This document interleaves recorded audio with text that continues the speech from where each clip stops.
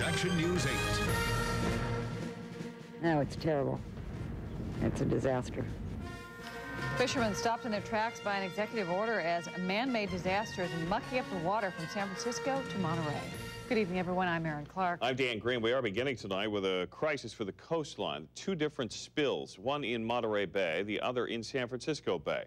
Today, Governor Schwarzenegger shut down the fishing industry, ordering all commercial and game fishing to be halted immediately in areas affected by the oil spill in San Francisco Bay.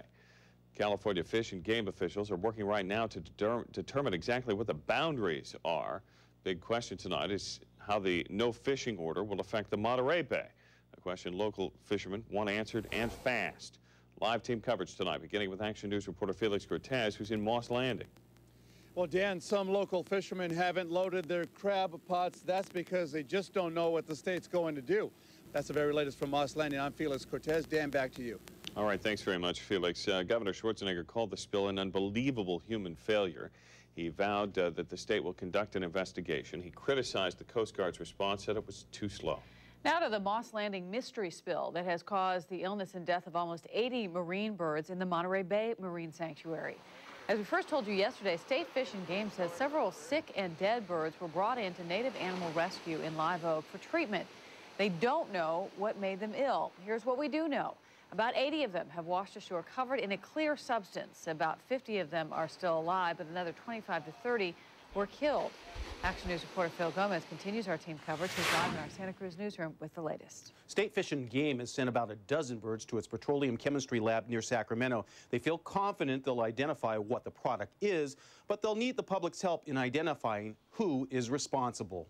With not only the oil spill from the Bay Area, but also the Moss Landing mystery spill.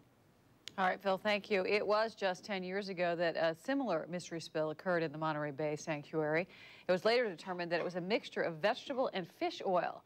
It was found off North Monterey County, but the source of the illegal dumping was never discovered. So here's a summary. The governor has ordered all fishing for human consumption to stop in the Bay Area until December 1st or until the health department gives the go-ahead. And again, we're trying to define the boundaries of that. The Department of Fish and Game working on the parameters, and so we'll have to wait and see what they say. As for the oil spill, of the 58,000 gallons it spilled into the bay, 17,000 have reportedly been accounted for. 25 beaches in 3 different counties are still closed. The Department of Fish and Game says they have recovered over 1,200 oiled birds. Nearly half of them have died. I want to remind you, if you see a bird, do not touch it. Call Fish and Game so trained professionals can recover the animal and take it for cleaning. Much more on the spills on our website with maps of the affected region, photo slideshows on the environmental damage, and video of the spill itself. You'll find it at the KSBWchannel.com.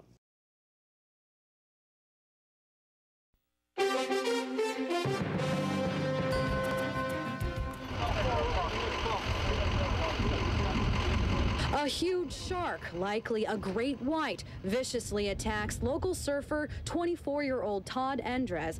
It was a huge bite. This surfer was just feet away. And I was on the wave, and I heard someone scream, and I looked over, and I just saw a bunch of thrashing going on and a bunch of blood. Only a few surfers were in the water when the shark attacked from behind. They helped Endres back to shore. And then once he got him on the beach, we were able to, use our surf leashes for tourniquets and kind of stave off the bleeding. Witnesses say they saw a great white, up to 20 feet long. Marine biologists say that's possible. Whites live in the area year-round. They can get into very shallow water. So that's why surfers are particularly at risk. State Parks investigators examining the surfboard to know for sure. There are some big wounds on this victim, and it had to be quite significant to do the damage it did. And friends hope for the best. I just pray he's okay. He's a really nice guy, and he's got a lot of friends around here, and we're all really upset about it. Traffic comes to a stop after a deadly crash along Highway 68. Good evening, everyone. I'm Dan Green. We will have more on that story in 68 in just a minute. But first, we have breaking news. It comes to us out of Minneapolis, where a bridge that goes over the Mississippi has collapsed during the evening rush hour in Minneapolis-St. Paul, sending cars into the Mississippi River below. This is what we know so far. This is an aerial view of the area. This happened on the 35 West Bridge that takes the 35 West. You see off in the distance there the Hubert H. Humphrey Metrodome. This bridge is just a few blocks from that scene as we zoom in to get a better look. The bridge that collapsed is just a few blocks from the Metrodome. It takes the 35 West from Minneapolis over to St. Paul. The pictures are being provided to us by KARE. On the left there, you're looking at Nicollet Island, which is an island in the middle of the Mississippi River. And as we head south on the Mississippi River, you're going to see the actual bridge where the problem is occurring. But this accident happened just after 4 o'clock this afternoon. This is a bridge that we are told that crews had been working on throughout the summer, and for some reason it collapsed. As we get a close look here, for some reason it collapsed just after 4 o'clock this afternoon with cars on it, and that is the entire section. You see it literally bowed right into the river. Again, this happened a little less than an hour ago. All of the concrete is laying in the river, pieces of the bridge sticking up out of the ground. Now, these pieces of concrete are simply massive. Tons and tons and tons of concrete. People were in their cars. We are told that there were cars in the river. Can't tell right now if there is a rescue effort going on under there.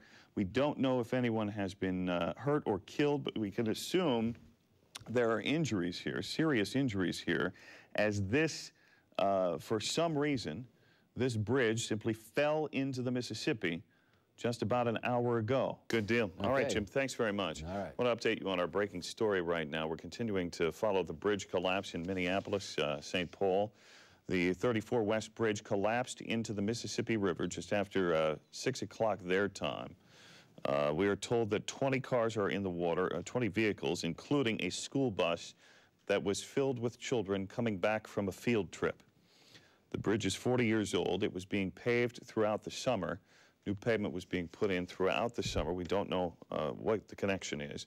We do know that some of the injured are being taken to the University of Minnesota Medical Center, which is just about a mile away from that location. Every ambulance in town is on scene.